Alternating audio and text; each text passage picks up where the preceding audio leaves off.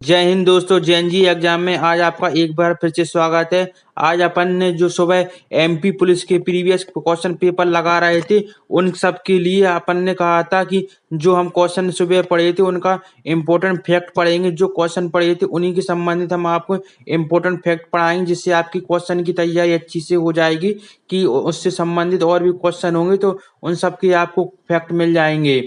चलिए स्टार्ट करते हैं आज की इम्पोर्टेंट फैक्ट को।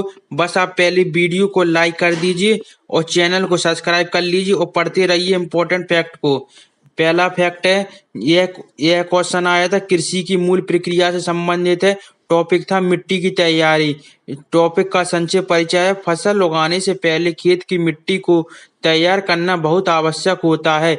मिट्टी को ढीला, भुरभुरा और उपजाऊ बनाने की प्रक्रिया को जुताई कहा जाता है। इससे हवा, पानी और पोषक तत्वों में मिट्टी में आसानी से प्रवेश करते हैं, जिससे फसलों की जड़ें मजबूत बनती हैं। और मिट्टी की तैयारी के ये 3 कारण हैं।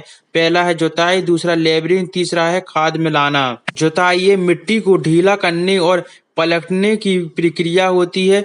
दूसरा है जुताई से हवा, पानी और पोषक तत्व का संचार मिट्टी में बेहतर होता है। जुताई के लिए उपयोग किए जाने वाले मुख्य औजार हल है। लकड़ी, लोहा और ट्रैक्टर चलित हल सामान्यतः प्रयोग किए जाते हैं। लेबलिंग से खेत की सतह समतल की जाती है। लेबलिंग के लिए पाटा का प्रयोग किया जाता है। जुताई के बाद खाद मिलाने से मिट्टी की उपजाऊ शक्ति बढ़ती है। बीज बोने से पहले जुताई और लेबलिंग आवश्यक प्रक्रिया है।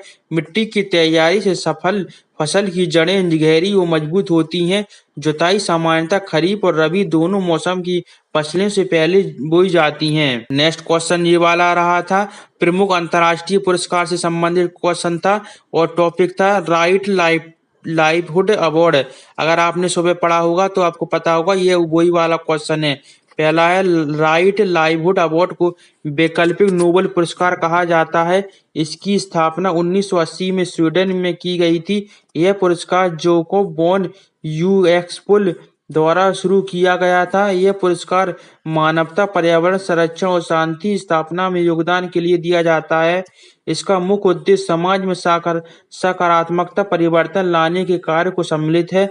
यह पुरस्कार प्रतिवर्ष स्टॉकहोम में प्रदान किया जाता है। यह नोबेल पुरस्कार का विकल्प माना जाता है। यह पुरस्कार के अंतर्गत सम्मान पत्र और नगद राशि दी जाती है। इस पुरस्कार को विश्व भर के सामाजिक कार्यकर्ता, वैज्ञानिक और पर्यावरण प्राप्त करती हैं। यह पुरस्कार राजनीतिक स्वतंत्रता, सामाजिक न्याय और टिकाऊ विकास के क्षेत्र में संबंधित है। नेक्स्ट क्वेश्चन है, ये वाला क्वेश्चन था भारत की प्रमुख सरकारी योजना से संबंधित एक क्वेश्चन था एमपी पुलिस के पेपर में। टॉपिक था प्रधानमंत्री ग्रामीण आवास योजना। पहला है, प्रधानमंत्री ग्रामीण आवास योजना से को पहले इंदिरा आवास योजना के नाम से जाना जाता था। इस योजना की शुरुआत 1985 में राजीव गांधी सरकार के कार्यकाल में हुई थी। इसका उद्देश्य गरीबी रेखा से नीचे जीवन यापन करने वाले ग्रामीण परिवारों को पक्का घर उपलब्ध कराना है। 2016 में इसका नाम बदलकर नरेंद्र मोदी जी ने प्रधानमंत्री ग्रामीण आवास योजना रख दिया गया था।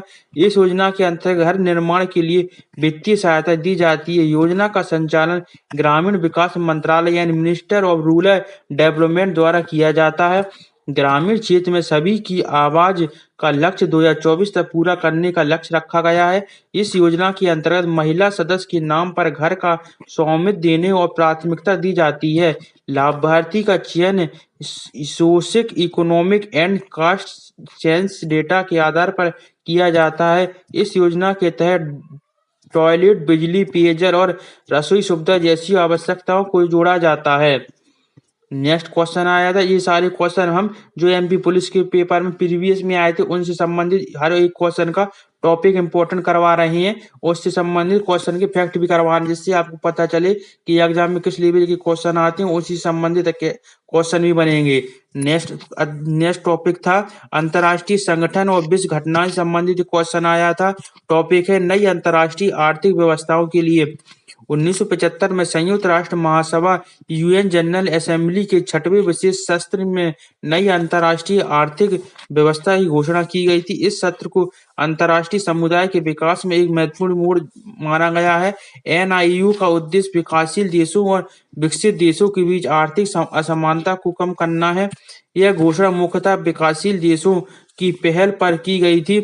न्यू का विचार वैश्विक आर्थिक न्याय समानता पर आधारित था। इसमें सुझाव दिया गया कि विश्व व्यापार, निवेश और संस्थानों का बंटवारा न्यायसंगत ढंग से हो। यह प्रस्ताव ग्रुप 77 G77 नामक देशों के समूह द्वारा लाया गया था। G77 देशों का गठन 1964 में हुआ था ताकि विकासशील देशों की आवाज को मजबूती से रखा जा सके। न्यू के तहत यह भी कहा गया कि प्राकृतिक संसाधनों पर विकासशील देशों का नियंत्रण होना चाहिए। यह सत्र और घोषणा विश्व आर्थिक संतुलन स्थापित करने के प्रयासों की शुरुआत मानी जाती है। नेक्स्ट क्वेश्चन आपका आया था G20 से संबंधित क्वेश्चन था। अंतर्राष्ट्रीय समूह का संगठन है G20 19 देशों का यूरोपीय संघ है कि सरकारों और केंद्रीय बैंक के गवर्नर का एक वैश्विक समूह है। G20 की स्थापना 1999 में की गई थी। इसका उद्देश्य वैश्विक अर्थव्यवस्था, वित्तीय स्थिरता और अंतर्राष्ट्रीय व्यापार पर सहयोग बढ़ाना है। G20 की बैठक हर वर्ष आयोजित की जाती है, जिन्हें G20 समिट कहा जाता है। G20 के सदस्य विश्व के लगभग 85% जीडीपी का 75% अंतर्राष्ट्रीय व्यापार पर प्रतिनिधित्व करती हैं। G20 की अध्यक्षता हर वर्ष सदस्य देशों के बीच रोटेशन के आधार पर बदलती है। भारत ने वर्ष 2023 में G20 की अध्यक्षता की थी। भारत की अध्यक्षता का विषय था one earth, one family, one future, एक पृथ्वी, एक परिवार, एक भविष्य। G20 की पहली बैठक वित्त मंत्री और केंद्रीय बैंक के गवर्नर ने की थी। और G20 के सदस्य देशों में अमेरिका, भारत, चीन, रूस, Japan, Germany, France, Britain, Brazil, दक्षिण अफ्रीका, ऑस्ट्रेलिया, कनाडा, सऊदी अरब, इंडोनेशिया, दक्षिण कोरिया, अर्जेंटीना, इटली, मॉस्को, तुर्की और यूरोपीय संघ शामिल है। वेरी इंपॉर्टेंट क्वेश्चन है, देख लीजिए। हमने एक क्वेश्चन की आपके लिए 10 इंपॉर्टेंट फैक्ट बना दिया। अगर इसमें से अगर क्वेश्चन आ गया तो इसी में से आपका क्वेश्चन फंसेगा, इसलिए आप अपने नोट्स बनाते चलिए और तैयारी अच्छे से करते चलिए। आपका एमपी पुलिस का पेपर जरूर निकलेगा। नेक्स्ट क्वेश्चन है अध्याय विश्व देशों की राजधानी मुद्राओं, यानी विश्व देश की राजधानी और मुद्राओं से संबंधित एक क्वेश्चन आया था। टॉपिक था भूटान और म्यांमार की मुद्रा है। भूटान की मुद्रा नागुलिट्रम है। म्यांमार की मुद्रा क्यात है। भूटान की मुद्रा भारतीय रुपए के समान मूल्य यानी एक नागुलिट्रम बराबर 1 NIR पर आधारित है। भूटान की राजधानी थिम्पू है। म्यांमार की राजधानी नेफ्टी है। दोनों देश भारत के पड़ोसी राष्ट्र हैं। म्यांमार को पहले बर्मा कहा जाता था। भूटान को थंडर ड्रैगन की भूमि कहा जाता है। म्यांमार की मुद्रा सेंट्रल बैंक ऑफ म्यांमार द्वारा जारी होती है और भूटान की मुद्रा royal monetary authority of Bhutan द्वारा जारी होती है। नेक्स्ट है कुछ महत्वपूर्ण देश की मुद्राएं और उनकी राजधानी भी आप याद कर लिए। इनमें से आपका क्वेश्चन जरूर बन सकता है। भारत की मुद्रा रुपया, राजधानी नई दिल्ली है। बांग्लादेश की टका है और राजधानी ढाका है। नेपाल की मुद्रा नेपाली रुपया और राजधानी काठमांडू है। पाकिस्तान की पाकिस्तानी रुपया, इस्लामाबाद राजधानी है। चीन की यान और सैन्वित मुद्रा है, बीजिंग राजधानी है। जापान की येन मुद्रा है, टोक्यो राजधानी है। अमेरिका की डॉलर है, वॉशिंगटन डीसी राजधानी। ब्रिटेन की पाउंड स्टर्लिंग मुद्रा है तथा लंदन राजधानी है। और फ्रांस की यूरो मुद्रा है और पेरिस इसकी राजधानी है। जर्मनी की यूरो मुद्रा है तथा बर्लिन राजधानी है। रूस की रूबल मुद्रा है तथा मॉस्को इसकी राजधानी है। सऊदी अरब की रियाल मुद्रा है तथा रियाद इसकी राजधानी है। और यूएई की दिरहाम मुद्रा है तथा आबू धाबी राजधानी है। कनाडा की कनेडियन डॉलर मुद्रा है तथा ओटापा राजधानी है। ऑस्ट्रेलिया की ऑस्ट्रेलियन डॉलर मुद्रा है तथा कैनबरा यहाँ की राजधानी है। अगर आपको क्वेश्चन लेवल अच्छा लग रहा है तो आप वीडियो को लाइक जरूर कर लीजिए और चैनल को सब्सक्राइब भी कर लीजिए। नेक्स्ट क्वेश्चन रहा था अंतर्राष्ट्रीय सीमा और सीमा विवाद से संबंधित था और क्वेश्चन था ब्लू लाइन से संबंधित क्वेश्चन था। पहला है ब्लू लाइन लेबनान और इजराइल के बीच एक सीमांकन रेखा है।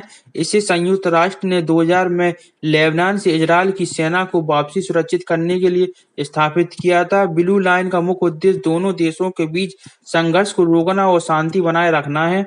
ब्लू लाइन को UNIFIL united national interim force in Lebanon द्वारा निगरानी में रखा जाता है। यह रेखा सीमा विवादों और सैन्य टकराव को कम करती है। लेबनान की राजधानी बेरूम है तथा इजराइल की राजधानी तेल अबीब और जेरूसलम है। ब्लू लाइन सीमा क्षेत्र में अक्सर सुरक्षा और शांति मिशन जारी रखती है। यह रेखा पूर्वी भूमध्य रेखा के पास स्थित है। ब्लू लाइन राजनीतिक और अन्य सैन्य दृष्टि से अंतर्राष्ट्रीय महत्व रखती है। नेक्स्ट क्वेश्चन आया था आपका पृथ्वी भूगोल संबंधित था और टॉपिक था प्रधान माध्यम रेखाएं थी। तो इसके इंपॉर्टेंट फैक्ट है प्रधान माध्यम रेखा का माप 0 लंबाई पर है। यह रेखा ग्रीनविच इंग्लैंड यूके से होकर गुजरती है। प्रधान मध्य रेखा उत्तरी और दक्षिण ध्रुव से जुड़ती है। यह रेखा समय मापन का आधार है। प्रधान मध्य रेखा कुल 4 महाद्वीपों से होकर गुजरती यूरोप महाद्वीप, अफ्रीका महाद्वीप, अंटार्कटिका महाद्वीप, उत्तरी अमेरिका महाद्वीप से।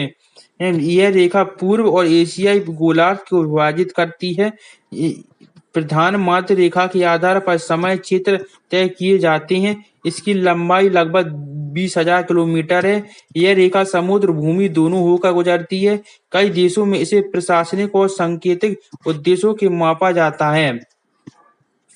नेक्स्ट क्वेश्चन आया था आपका एमपी पुलिस में भारत का स्वतंत्रता संग्राम स्वतंत्रता सेनानी से संबंधित एक क्वेश्चन था और टॉपिक था क्वेश्चन था प्रसिद्ध देशभक्त उदाहरण। इंपॉर्टेंट फैक्ट है who lives of India dies कथन पंडित जवाहरलाल नेहरू ने लिखा है। यह उदाहरण भारत की स्वतंत्रता और राष्ट्रभक्ति की भावना को दर्शाता है। नेहरू ने इसे युवा पीढ़ी और राष्ट्र प्रेमियों को प्रेरित करने के लिए कहा था। यह कथन स्वतंत्रता आंदोलन के दौरान देशभक्ति और बलिदान की भावना को उजागर करता है। नेहरू का जन्म 14 नवंबर 1889 इलाहाबाद के उत्तर प्रदेश में हुआ था। वे स्वतंत्र भारत के पहले प्रधानमंत्री बने। नेहरू ने स्वतंत्रता संग्राम में महात्मा गांधी के नेतृत्व में कार्य किया। उनका यह कथन देशभक्ति के प्रेरक उदाहरणों में शामिल है। यह उदाहरण अक्सर भारतीय राष्ट्रीय कांग्रेस स्वतंत्रता आंदोलन को जोड़ता है। Who lives of India dies का भाव यदि भारत स्वतंत्र नहीं रहेगा तो हम उसका अस्तित्व अधूरा रहेगा। क्वेश्चन आया था भारतीय लोक संगीत नृत्य से संबंधित क्वेश्चन था और क्वेश्चन था टॉपिक पोवाड़ से संबंधित क्वेश्चन था। पोवाड़ है महाराष्ट्र का प्रसिद्ध लोक संगीत है। इसका मुख्य उद्देश्य वीरता और शौर्य की कहानियों का गायन करना है। पोवाड़ विशेष रूप से छत्रपति शिवाजी महाराज और मराठा वीरों को द्वारा गाथा गाया जाती है। इंपॉर्टेंट क्वेश्चन है इसे लोकगीत और गाथा गायन के रूप में जाना जाता है। पोवाड़ में ढोल ताल और रुद्राक्ष जैसे वाद्य यंत्र का प्रयोग करते हैं।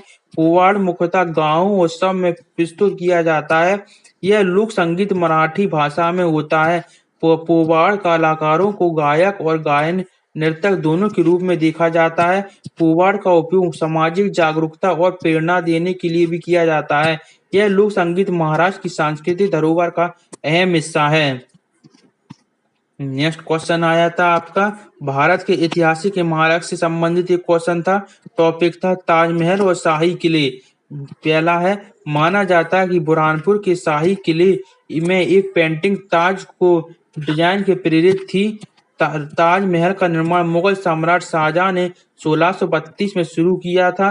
ताजमहल आगरा उत्तर प्रदेश में स्थित है और इसे मुगल वास्तुकला का अद्भुत उदाहरण माना जाता है। ताजमहल को माता मुमताज महल की याद में बनाया गया था। ताजमहल की डिजाइन में इस्लामी, फारसी और भारतीय वास्तुकला का मिश्रण है। बुरहानपुर का किला मुगल कालीन स्थापत्य और साज सज्जा का उदाहरण माना जाता है। ताजमहल को सफेद संगमरमर और जड़ी बूटियों को से सजाया गया है। यूनेस्को ने ताजमहल को 1983 में विश्व धरोहर वर्ल्ड हेरिटेज साइट में घोषित किया है। ताजमहल में 4 मीनार और एक केंद्रीय गुंबद प्रमुख वास्तुकला की विशेषता है। ताजमहल को अक्सर प्रेम का प्रतीक कहा जाता है। नेक्स्ट क्वेश्चन आया था भारत की हस्तकला और पारंपरिक शिल्प से संबंधित एक क्वेश्चन था। टॉपिक था मोती और माला निर्माण। मोती की पारंपरिक गलसन माला के लिए प्रसिद्ध गांव आधार कांच है। यह गांव भारत है पारंपरिक मोती माला निर्माण के लिए जाना जाता है। गलसन माला विशेष रूप से शादी और त्योहार में पहनने के लिए बनाई जाती हैं। इस माला में सूक्ष्म मोती और हाथ से किए गए डिजाइन होती हैं। आधार कांच का शिल्प सांस्कृतिक और आर्थिक दृष्टि से महत्वपूर्ण है। यह पारंपरिक कला पीढ़ी पर पीढ़ी दर चली आ रही है। गलशन माला बनाने में हाथ से मोती छाटना और धागे में पिरोना शामिल है। यह कला स्थानीय महिलाओं और कारीगरों के लिए रोजगार का साधन भी है। आधार कांच की गलशन माला राष्ट्रीय और अंतर्राष्ट्रीय बाजार में लोकप्रिय है। यह शिल्प भारतीय पारंपरिक गहनों में अनोखी पहचान रखता है। अगर आपको क्वेश्चन का लेवल अच्छा लग रहा है तो आप वीडियो को लाइक कर लीजिए और चैनल को सब्सक्राइब भी कर लीजिए और कमेंट करके बताइए सर अच्छे लग रहे हैं। हमने जो आपको एमपी पुलिस की प्रीवियस का पेपर करवाया था उसी से संबंधित ये सारे क्वेश्चन है, इसलिए आप ध्यान से पढ़ते चलिए। नेक्स्ट क्वेश्चन आया था भारत के ऐतिहासिक किले और महल से संबंधित क्वेश्चन था और टॉपिक था अहिल्याबाई का किला और महल। क्वेश्चन से संबंधित अहिल्याबाई किला और महल मध्य प्रदेश के महेश्वर में स्थित है। यह महल 18वीं सदी में मराठा राजधानी अहिल्याबाई होलकर के शासनकाल में बना था। महेश्वर नर्मदा नदी के किनारे स्थित एक ऐतिहासिक और धार्मिक शहर है। अहिल्याबाई महल की वास्तुकला में मुगल और मराठा शैली का मिश्रण दिखाई देता है। यह किला सांस्कृतिक, ऐतिहासिक, पर्यटन दृष्टि से महत्वपूर्ण है। महल में अहिल्याबाई की जीवित इतिहास और शासन काल की झलक देखी जा सकती है। महेश्वर कपड़ा और हथकरघा उद्योग के लिए भी प्रसिद्ध है। अहिल्याबाई होलकर धार, उज्जैन और महेश्वर में अपनी शासन के लिए प्रसिद्ध थी। महल में पुरानी दीवारें, बरामदे और नक्काशीदार कमरों का एक संरक्षण किया गया है। अहिल्याबाई का महल आज भारत में ऐतिहासिक पर्यटन का एक इम्पोर्टेंट स्थल है। नेक्स्ट क्वेश्चन आया था the chemistry and digest on the year act 1981 से संबंधित था। इम्पोर्टेंट फैक्ट है a chemistry and digest on the year act 1981 के लेख डॉक्टर के खंडेलवाल हैं। यह पुस्तक ईयर एक्ट 1981 के कानूनी प्रावधानों का विवरण और व्याख्यान प्रस्तुत करती है। पुस्तक में विमानों, हवाई अड्डों और नागरिक उड्डयन कानून से संबंधित विषय शामिल है। इसे कानूनी अध्ययन और प्रतियोगिता परीक्षा के लिए उपयोगी माना जाता है। डॉक्टर के खंडेलवाल विधि और कानून विशेषज्ञ थे। यह पुस्तक कॉपीराइट सुरक्षित और प्रमाणित कानून की व्यवस्था प्रदान करता है। पुस्तक विद्यार्थियों और पेशेवर दोनों के लिए मार्गदर्शक का रूप है। ईयर एक्ट 1981 की सार को टिप्पणी की इस पुस्तक में विस्तार शामिल है। डॉक्टर खंडेलवाल की पुस्तक कानूनी तैयारी और नीतियों की समझ बढ़ाने में मदद करती है। यह पुस्तक भारतीय नागरिक उड्डयन और पर्यावरण नियंत्रण कानून का केंद्रीय है। नेक्स्ट क्वेश्चन आया था आपका भारत की खनिज संपदा और खदानें। टॉपिक था हड्डी गोल्ड माइंस। हड्डी गोल्ड माइंस कहाँ पर स्थित है? कर्नाटक में स्थित है। यह भारत का प्रमुख सोने का खनन क्षेत्र है। हड्डी गोल्ड माइंस कृष्णा नदी के पास बीदर जिला में स्थित है। यह खदान भारत सरकार के स्वामित्व वाली सार्वजनिक उपक्रम है। हड्डी खदान से उच्च गुणवत्ता का सोना प्राप्त होता है। खदान में भूमिगत खनन तकनीक का प्रयोग किया जाता है। हड्डी सोने की खदान भारत की सबसे पुरानी खनिज क्षेत्रों में एक मानी जाती है। यह खदान कृषि और खाद्य उद्योग के लिए आर्थिक योगदान जाती है। खनन क्षेत्र में सुरक्षा और पर्यावरण संरक्षण के उपाय किए जाते हैं। हड्डी गोल्ड माइंस भारत की खनिज और अर्थव्यवस्था में महत्वपूर्ण स्थान रखती है। तो आज की हमारी एमपी पुलिस की जीके के इम्पोर्टेंट टॉपिक और सारे फैक्ट कंप्लीट हो चुके हैं। अगर आपको क्वेश्चन का लेवल अच्छा लगा है तो आप वीडियो लाइक करिए और चैनल को सब्सक्राइब भी कर लीजिए। आप चैनल को सब्सक्राइब जरूर कर लीजिए जिससे आपको डेली ऐसी वीडियो मिलती रहे और हम आपको डेली एक पेपर जरूर क्वेश्चन करवा रहे हैं और उसका बाद में एक वीडियो में सारे इंपॉर्टेंट फैक्ट करवाते हैं जिससे आपकी तैयारी हो जाए, वो आपको पता चल जाए कैसे क्वेश्चन आते हैं। उनसे संबंधित जो भी फैक्ट बनते हैं वो सब करवा रहे हैं, इसलिए आप अच्छी से तैयारी करिए, आपका पेपर जरूर निकलेगा। बस आप वीडियो को लाइक, चैनल को सब्सक्राइब और एक छोटा सा कमेंट करके बताइए सर कैसे क्वेश्चन लगे हैं।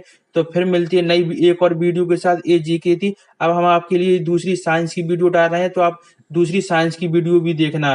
ठीक है दोस्तों, बाय, जय हिंद।